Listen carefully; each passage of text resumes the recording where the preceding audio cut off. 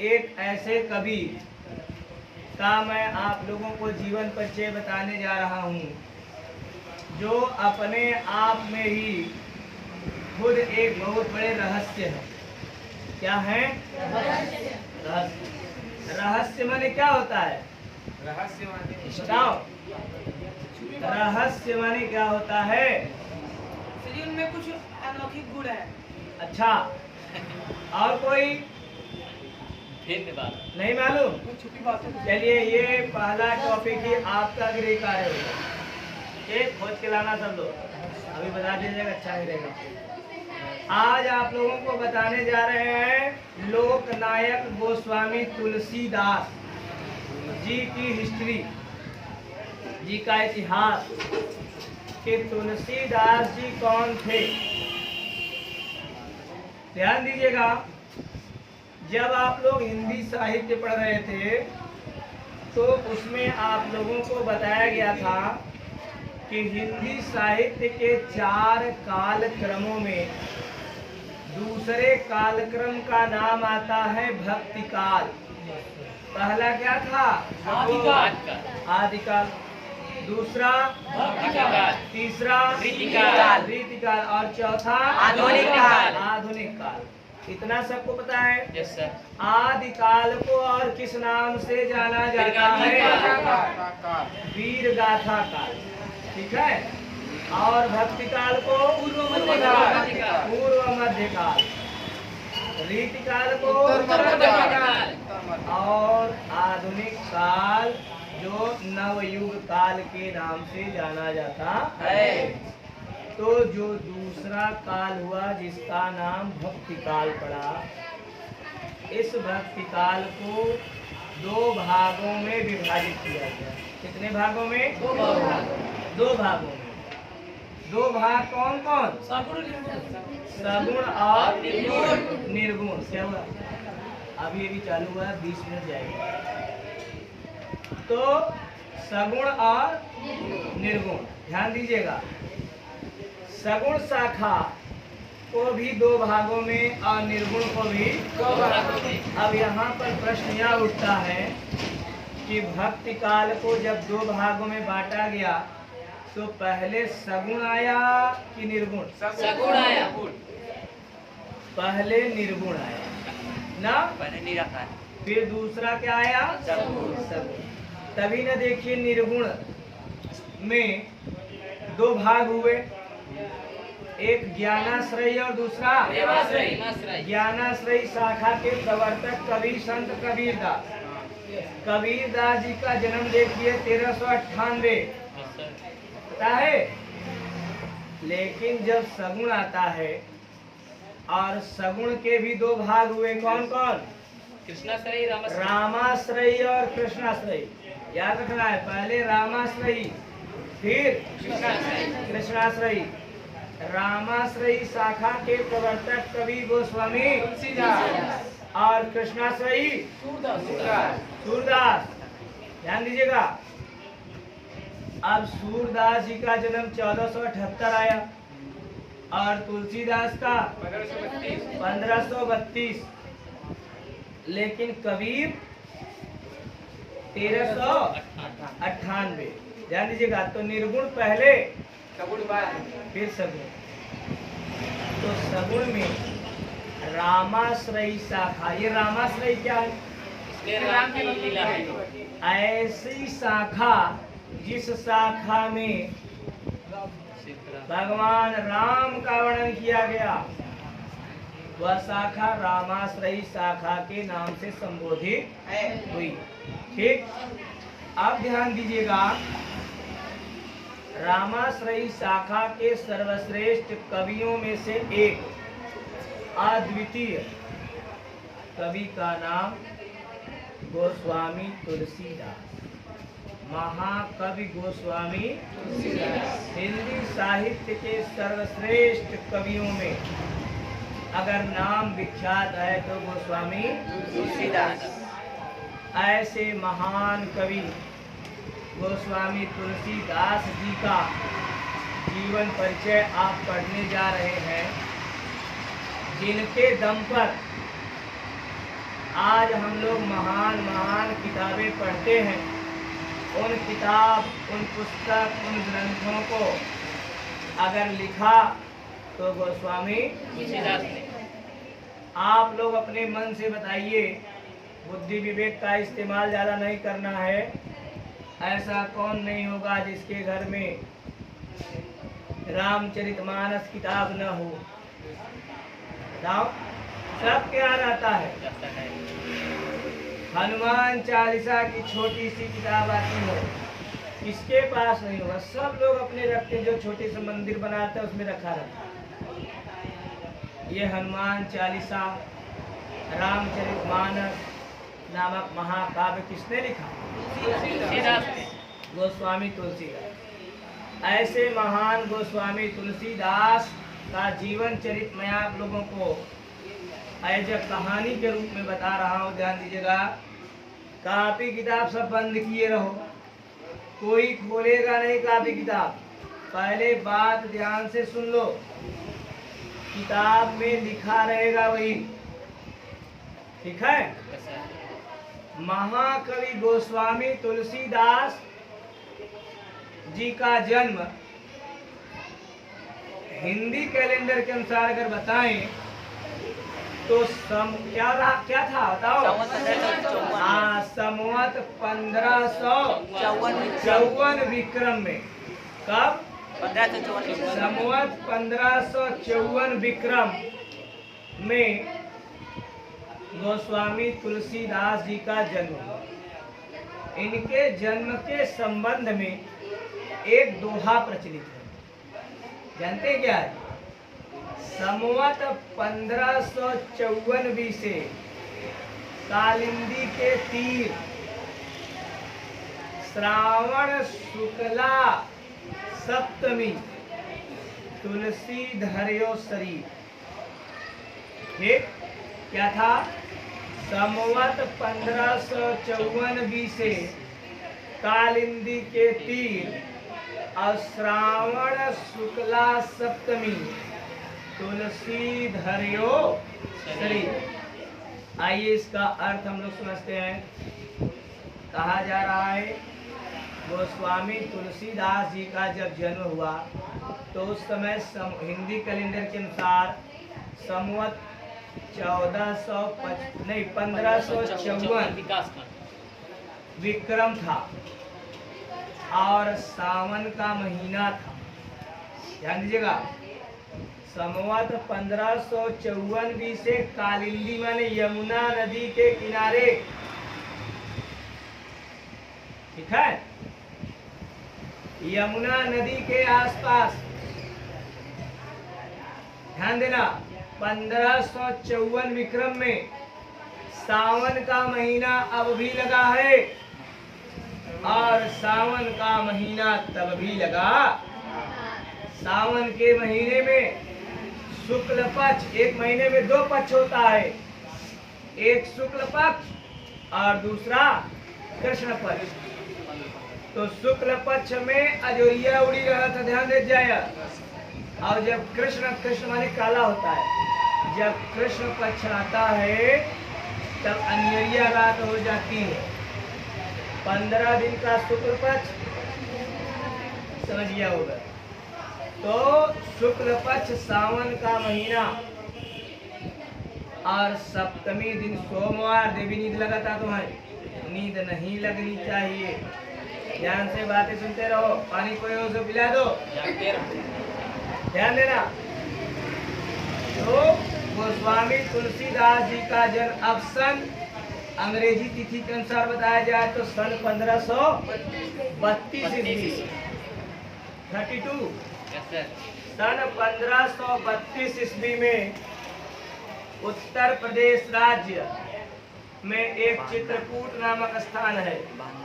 ध्यान दीजिएगा, लोगों का मानना है बांदा जिला, किताब में आपके लिखा होगा बांदा, उत्तर प्रदेश राज्य के बांदा जनपद के राजापुर नामक गांव में इनका जन्म सन 1532 ईस्वी में हुआ था। ये प्रमाणिक कथन है, ऐसा नहीं कहा जा सकता, किताब में लिखा है। बांदा जिले के राजापुर नामक गांव में सन 1532 ईस्वी में हुआ था। ठीक। इनके पिता का नाम आत्माराम दुबे और माता का नाम हुलसी देवी। क्या था? याद आया कुछ? यस सर, आ गया। क्या आया? हम समझ गए। ठीक है। Yes sir. तो इनके पिता का नाम आत्माराम दुबे माता का और माता का नाम हुलसी देवी। हुलसी देवी था। जनश्रुतियों का मानना है कि जब ये पैदा हुए थे, अर्थात जब इन्होंने जन्म लिया, तब ये 5 वर्ष के बालक के समान प्रतीत हो रहे थे। 5 वर्ष के बालक के समान प्रतीत हो रहे थे। ध्यान दीजिएगा। पहली बात, कुछ कुछ क्वालिटियां हैं इनके अंदर, ध्यान दीजिएगा। जब ये पैदा हुए तो 5 वर्ष के 5 वर्ष के बालक के समान इतने तेजी से लप से बढ़ गए और इनके मुख में 32 दांत जन्मते ही। बोलेंगे नहीं ना आप लोग? नहीं सर। और लड़का जब जन्म लेता है तब वो रोता है, लेकिन ये रोए नहीं। अब केहू जो नहीं ना कहेगा हुसैन, इनके मुंह से राम का नाम निकला। राम राम राम। इनके माता पिता ने सोचा लगता है राक्षस जन्म लिए। क्या? राक्षस देखत का है? नहीं सर, मत देखत जाया, ने अपने संगे हो गया बस। आप बताओ लेट गया अपने संगे हो। तो माता पिता ने इन्हें राक्षस समझ करके इनको त्याग दिया। त्याग दिया माने छोड़ छोड़ दिया। दिया। और ऐसे छोटे से बालक को एक मंथरा नामक दासी ने लिया और इनका पालन पोषण। अपने छोटे से जीवन काल में जब ये जन्म लिए थे, इनके मुख से राम का नाम निकल रहा था, जिसके कारण इनके बचपन का नाम राम बोला या तुला राम पड़ा।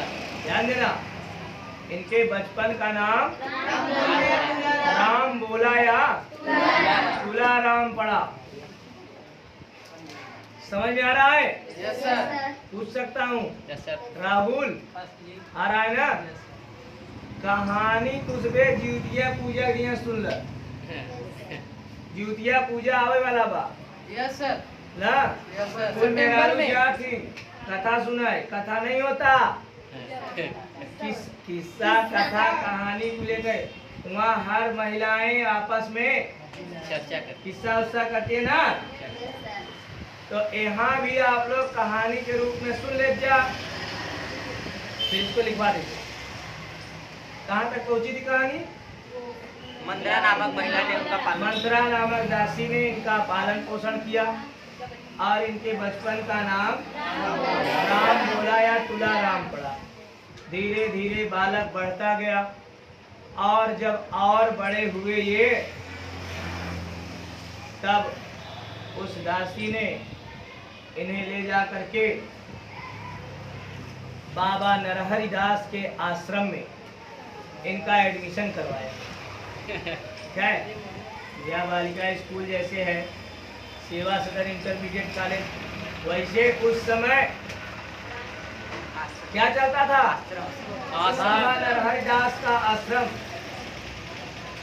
और बाबा नरहरि दास के आश्रम में जब इनका एडमिशन हुआ, अच्छा बोल दो जी, तुम्हारी खोल दो।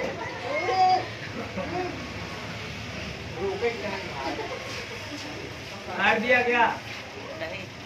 तो तुलसीदास जी को इनकी माता, जो काल्पनिक माता थी, जो दासी ने इनका पालन पोषण किया था, इनको ले जा करके बाबा नरहर दास के आश्रम में शिक्षा दीक्षा करने के लिए नियुक्त। अब वहीं पर ये पले बढ़े और शिक्षा दीक्षा प्राप्त किए। और ये थोड़ा होनहार तो ये जनते ही है, जनमते ही रहे, जस होनहार रहे कि देश जाना कर। तो ये पढ़ लिख करके गुणवान जब हुए तो इससे पहले और कुछ होता, पीएचडी करने के लिए किसी दूसरे गुरुजी के पास जाते, इनका शादी होने को आया। और इनके जिंदगी के सबसे खतरनाक मोमेंट अब चले वाला, भैया ध्यान दीजिए। तुलसीदास जी का विवाह गंगा उस पार, गंगा के यहाँ पार, ये गंगा वहाँ पार हो, गंगा उस पार पंडित दीन बंधु पाठक की पुत्री रत्नावली के साथ इनका लगन लगा, माने इनका शादी फिक्स हो गया। बाजा वजा डीजे वीजे के साथ में बारात का शादी होती भा बढ़िया सा। और गोस्वामी तुलसीदास जी शादी होने के बाद पत्नी रत्नावली को लेकर के अपने घर पहुंची। अब देखिए, जनश्रुतियों का मानना है, आज के 500 साल पहले की ये कथा है। गोस्वामी तुलसीदास इतने पढ़े लिखे समझदार थे, लेकिन इनकी पढ़ाई लिखाई बहुत अच्छी चल रही थी। तभी इनका क्या हो गया? विवाह हो गया। कहा जाता है कि गोस्वामी तुलसीदास जी अपनी पत्नी रत्नावली से बहुत प्रेम करते थे। इतना प्रेम करते थे कि एक दिन रात घर में रहे। क्या है? ध्यान देना। कहने का मतलब ये है, अपनी पत्नी को छोड़ करके ये कहीं जल्दी जाते। अब संजोग एक घटना घटे और ऐसी घटना घटेगी कि इनका जीवन बदल जाएगा। कैसी घटना? एक बार की बात है, गोस्वामी तुलसीदास गंगा आरती के लिए, शाम को आरती होती है ना, गंगा जी की आरती के लिए ये जाने वाले थे नदी के किनारे। और अपनी पत्नी से इन्होंने कहा कि अभी मैं कुछ समय में आरती करके रिटर्न होता हूँ। इतना कह के एक गए। कहाँ? केथा भी था। अब आरती कई के जब ये लौटा तहन, ध्यान दे जा, जब आरती कई के लौटा तहन देखा तहन जमीन हमार बा, जमीन पे बना घर बा, घरे में जे रहे वाला राव नहीं। इनकी पत्नी रत्नावली इन्हें बिना बताए मारेंगे, बिना बताए इनकी पत्नी अपने मायके चली नहीं हरे। तुलसीदास आए, देखे पत्नी नहीं है। ये जानिए रत्नावली कहाँ गई हुई हैं। 12 बजत रहा रात। क्या बजत रहा?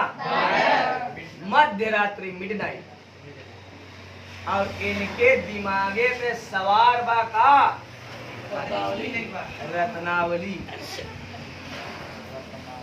और रत्नावली के चक्कर में, अपने पत्नी की याद में, ये 12 बजे रात के कहाँ? ससुरारी चल दिए ये। और याद रहन, और आप लोगन के नोटिस करत जाए, एक बार बताए है कि इनका ससुराल कहाँ रहा? वहीं पर। 12 बजे राती के क्यों नाव चलावे वाले मिले? नाव नहीं रहा। एक खे लाश बहत रहा। लाश जनत ना, मुर्दा कुछ लोग बहा देते हैं ना अर्थी सहित। ये सोचें इन्हें तो लाश नहीं दिखाता, इन्हें खाली रत्नावली। और एक वही लाशे पे बैठ गया और गंगा के वहीं पर पहुंच गया। जस्ट में जन गए तो वहां समय ये सोचे जो अपने पत्नी के यहाँ पहुंच गए ससुरारी में, तब इनके आभास भाव हुए अगर हम सामने से बड़की गेट खुलवाऊ तब पड़ोसी भी जनही कहीं फलाने का काला शादी तब से आज बेइज्जती हुई। तो एक का काम किए हैं सोचें क्षण देवरिए डाक जाए जो दीवार रहता है, बगल में गेट रहता है सामने से और बगल बगल क्या रहता है दीवार। एक दीवार डाके जाके और दीवार बहुत मोट और बहुत बड़ा दिक्कत ना पता नहीं कहाँ से खे कीड़ा लटकत रहा। कीड़ा माने सांप। और सुना कीड़वई पकड़ के सोचें रस्सी है। ई रत्नावली का प्रेम रहा, इन्हें न कीड़ा दिखाता न लाश दिखाता।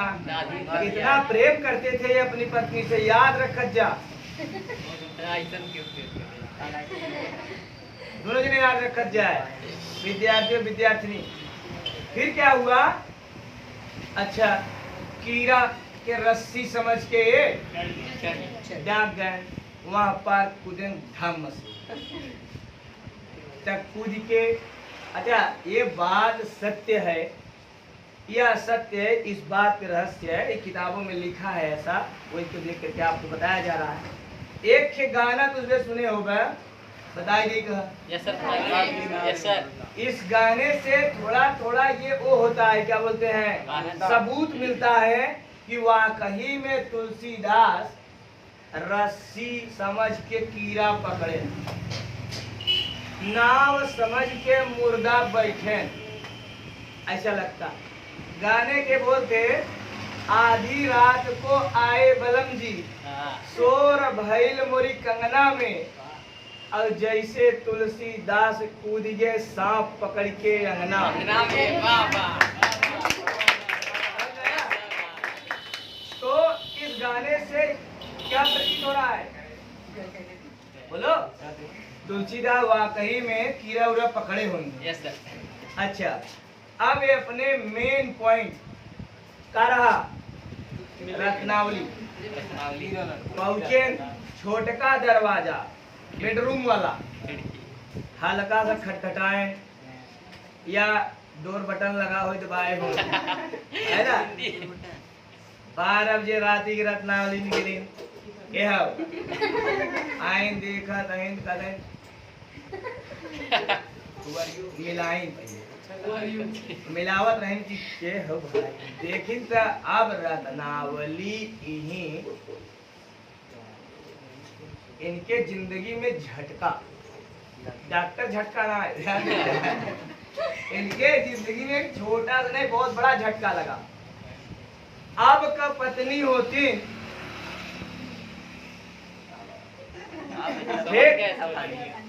नहीं, दरवाजा बंद, लेकिन रत्नावली ऐसा, रत्नावली को गुस्सा आ गया, रत्नावली को रत्नावली ने कहा लाज न आवत आपको, दौरे आयहु साथ, धीक धीक हाँ प्रेम को कहाँ कहो मैं नाथ, अस्थि चर्म में देहम तामे ऐसी प्रीत। मैंने वो बता रही है, रत्नावली कह रही है, रत्नावली कम जानकार ना है, उन्होंने पीएचडी किए रहे, घास छोले वाली थोड़ी रही। रत्नावली कह रही है कि तुमको लज्जा नहीं आ रही है, लाज तो है नहीं लगता, अब वहीं के हम आउता ही है, तब से तहु भगा भगा चला आया और तुम कहते हो कि मैं तुमसे बहुत प्रेम करता हूँ। अरे प्रेम करना ही है तो इस हाड़ मांस की शरीर से तुम क्या प्रेम करते हो? मुझसे क्या प्रेम कर रहे हो?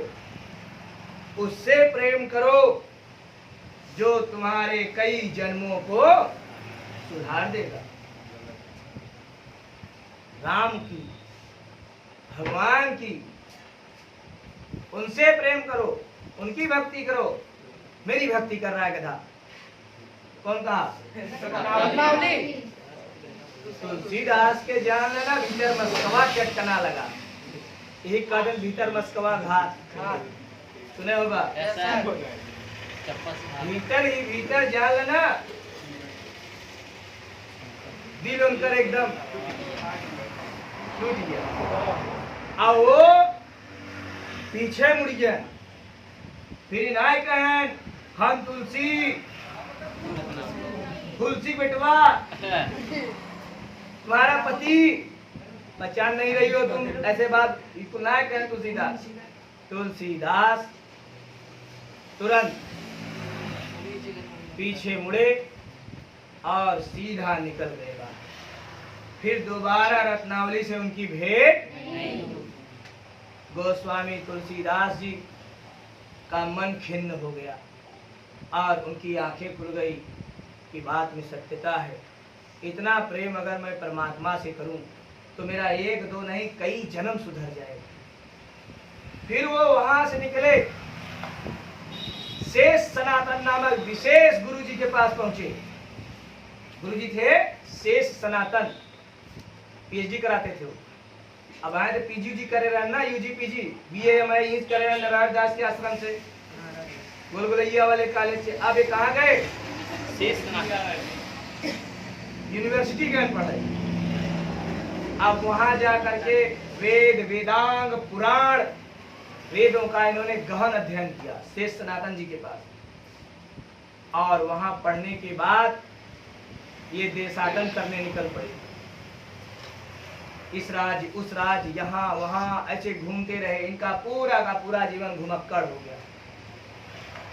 कहीं चित्रकूट, कहीं गोवर्धन पर्वत, कहीं पंचवटी, कहीं कहाँ ऐसे घूमते हुए गोस्वामी तुलसीदास जी अपने जीवन को भगवान राम के नाम में, उनकी भक्ति में लगा दिए। कौन? तुलसीदास, गोस्वामी तुलसीदास। और पूरा का पूरा जीवन अपना भगवान राम की भक्ति में उन्होंने समर्पित किया। भगवान राम की भक्ति करते करते यह महान संत गोस्वामी तुलसीदास जी जब उनका जीवन का अंतिम क्षण आया तो वे बनारस में। कहाँ थे? बनारस में बहुत घाट है। एक घाट का नाम अस्सी घाट है। आप लोग गए होंगे, मैं गया हूँ।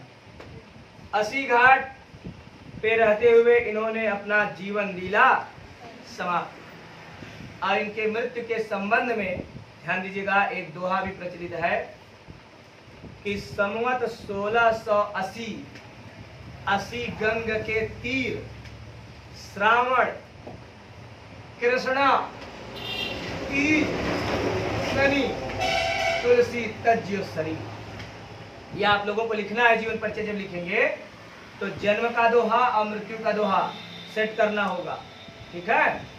तो इनके जन्म के संबंध बताया था और मृत्यु के संबंध में बताया गया कि संवत 1680 का समय था। गंगा नदी का किनारा 80 नामक घाट पर सावन का ही महीना, लेकिन वो शुक्ल पक्ष था और ये कृष्ण पक्ष, तीज का समय और दिन शनिवार। सोमवार को जन्म लिए थे और शनिवार को इनका देहांत हुआ। ऐसी महान आत्मा कि आप लोग जीवन परिचय सुने। पूरा उम्मीद है कि आप लोगों को समझ में आया होगा और आप सभी लोग घर से लिख के लाएंगे जितना सुने हैं, ठीक है? घर से लिख के ला सकते हैं ना? आइए मैं आपको थोड़ा सा और बता देता हूँ इनकी रचना के बारे में। गोस्वामी तुलसीदास जी की रचनाओं का संकलन बड़ा विशाल है, लेकिन इनकी रचनाओं में दो चार रचनाएं बड़ी महत्वपूर्ण हैं। जैसे इनकी एक महान रचना, महान ग्रंथ, महाकाव्य रामचरितमानस। यह श्री रामचरितमानस वाल्मीकि रामायण का जेरॉक्स है। ओरिजिनल आधार कार्ड सबके पास होगा, उसका जेरॉक्स आप लोग कहीं न कहीं सेट करते हैं ना, लेकिन ओरिजिनल आपके पास रहता है। तो भगवान राम के बारे में अगर सबसे पहले किसी ने लिखा तो महर्षि वाल्मीकि ने लिखा था रामायण। प्राचीन काल में रामायण जब लिखा गया लोग पढ़े, लेकिन जब नया लेटेस्ट जमाना आया तो रामायण को पढ़ने वाले गायब।